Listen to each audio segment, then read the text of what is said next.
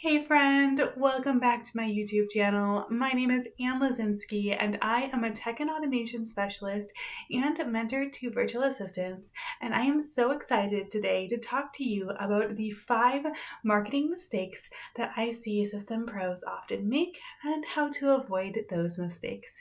Alright, so let's get started.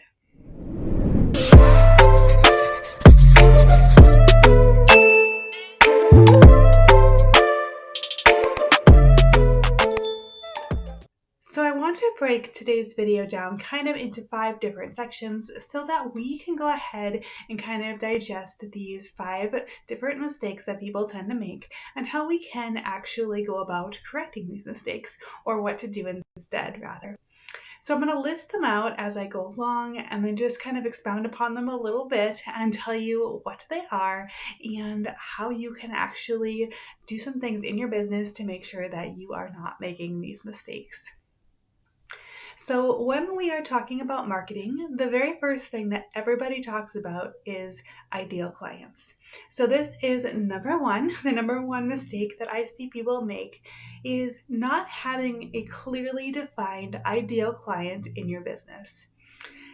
Now, you might say, hey, wait, hold up, Anne. What do you mean by this? I know that my ideal client uses Dubsado. I know that they want to use Dubsado, and I am so excited to help them use Dubsado. Like, how is this not niche down enough? How do I not have an ideal client if this is the case? And I know that a lot of people do it and do market this way. And I want to encourage you to think bigger beyond just Dubsado or just Honeybook or whatever platform you might be using for your systems business. Because in all reality, your ideal client and the person that you ideally want to work with might not be at a place yet where they are actually invested in Dubsado or are struggling with Dubsado already. Your ideal client might be in the start of their business and they might not even know what a CRM is yet. And they might know that they have a problem of not being able to automate their systems or not being able to keep track of their clients, but they might not know the solution to that problem. And when we're focusing so hard on all of our content, focusing around Dubsado and building out these beautiful things in Dubsado, and every single post we make on social media and every single offer that we have is geared towards somebody who is already in the system, it limits us so much. There are so many people out there that are waiting to hear your message, are waiting to have that invitation to have their problem solved, but they might not be at a place yet when they even know what Dubsado is or are even searching for it. So I encourage you to broaden your horizons on your ideal clients a little bit and really sit down and think about, who is this ideal client that I wish to serve? What type of industry are they in? What stage of business are they in? What problem are they facing that I can help solve? And who are they truly at their core? Because when we can get to know our ideal client like the back of our hand, it's going to be so much easier to create content that's going to resonate with them, that's going to help us to be able to grow, that's going to be able to actually serve them better. Not saying that our ideal client isn't already in Dubsado, they might be, but to think bigger beyond that, because ultimately we want to build a business where we're serving people that love what they do, that are passionate about what they do, and we're able to help them fulfill their calling and their mission in their business. And I think it's really important to dig a little bit deeper than just a Dubsado user as an ideal client, and to think about who they are and where they are in their journey so that we can reach them at that point. So moving right along to the second mistake that I see systems pros making in their business. Systems pros often spend a lot of time in Facebook groups, talking in Facebook groups, and I think there is a really big misuse of Facebook groups by a lot of people. And I'm not saying that you should leave Facebook groups, because Facebook groups are obviously a great tool to be able to build your authority, to network with people, to answer questions, and make those connections. But there is something to be said about going into a Facebook group with a specific intent. And I think that a lot of pros go into Facebook groups with the intent to sell to those people in that group. And that is their main intent for being there.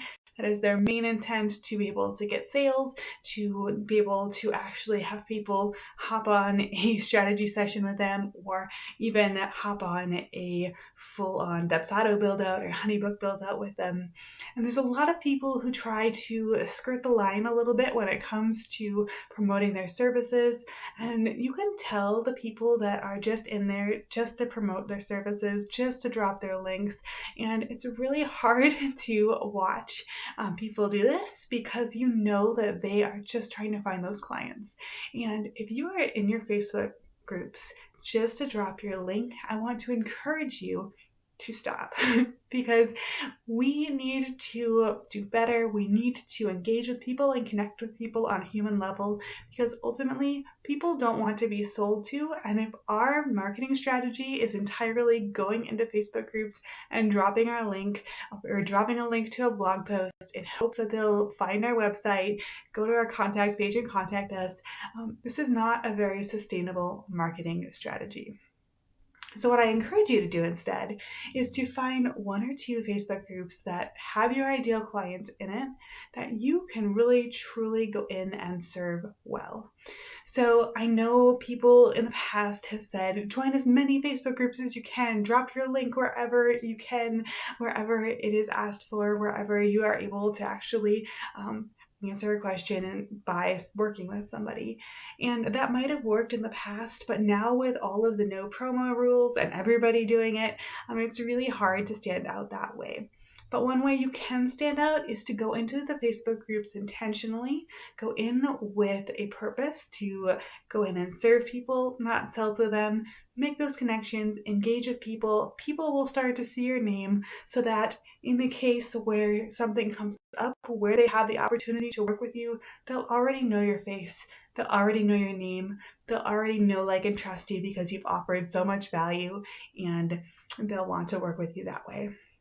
And so hopefully that makes sense. It's a little bit more work to go in and to answer questions. So as you're building authority in your industry, you're going to want to add value over adding sales posts or over adding your link because more people will see your name, more people will see the value you provide, and it'll be just a better way to be able to build that authority in your industry. Number 3, I see so often is not leveraging other people's audiences ethically. So ethically is obviously the key word here, but I see so many times that people are really focused on their own internal marketing and what they can provide and the value that they can provide on their own channels. But I think there's something to be said about using other people's platforms to offer value to their audience. So this means being willing to do podcast interviews, YouTube interviews, being willing to go over and beyond when it comes to serving other people and making those meaningful connections that will allow you to be able to actually grow your audience organically. Because if you're willing to get on a podcast with somebody without actually promoting anything, without actually selling anything, except for maybe promoting a freebie or a link to follow you on Instagram, it's really, really a good way to build your audience, to add some intense value to other people's audiences, and to grow together as a community. Because when we do this and when we allow other people on our platform as well as go onto other people's platforms, it allows us to be able to grow alongside those people in our industry. And that's where it's really important to know your ideal client really well and the industry that you want to work in really well so that you can be strategic about the connections you make to get these interviews.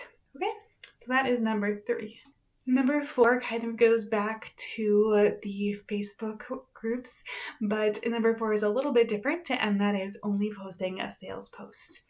So as new business owners, we don't have usually a lot of authority behind our name to be able to build a business that is sustainable and that people know, like, and trust. And when we are just posting sales posts, it can be really hard to gain that trust from people because people don't like to be sold to. They don't like to hear what you have to offer every single post. They are really hungry for valuable information. They are hungry to be able to grow, and they need to know that they can trust you to solve the problem that they have.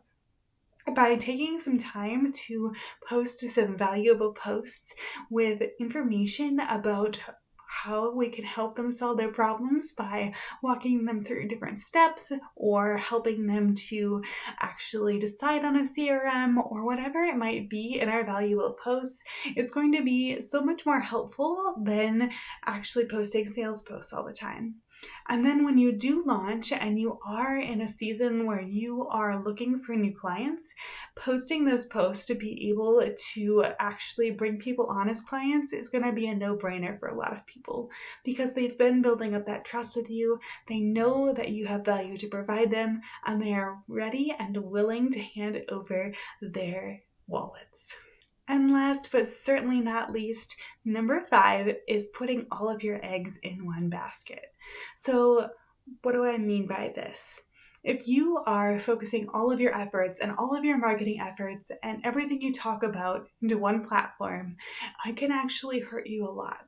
Because if we are so focused on one platform and don't really have a diversified skill set beyond that platform, we're really just an extension of that other business.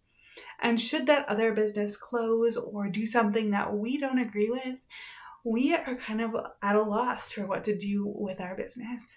But if we're able to build a skill set and an experience that can transcend different platforms, that you're able to give your clients a good cohesive experience with, and also with your content as well, coming up with some content that's not specific to a platform, but rather concepts and ideas that help people with their systems as well, is going to be super helpful for you as well to make sure that you are not tied to one specific platform.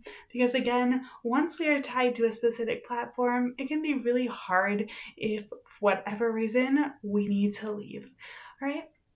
So diversifying your content, diversifying what you're talking about, diversifying the value that you provide to be more than just specific to one platform is going to be so helpful to you in building up authority above and beyond that platform so that you can begin to bring in more people, serve people deeply, and maybe even if you do only offer a service in one platform, to be able to convert people over to that platform rather than pulling from that platform's audience, if that makes sense.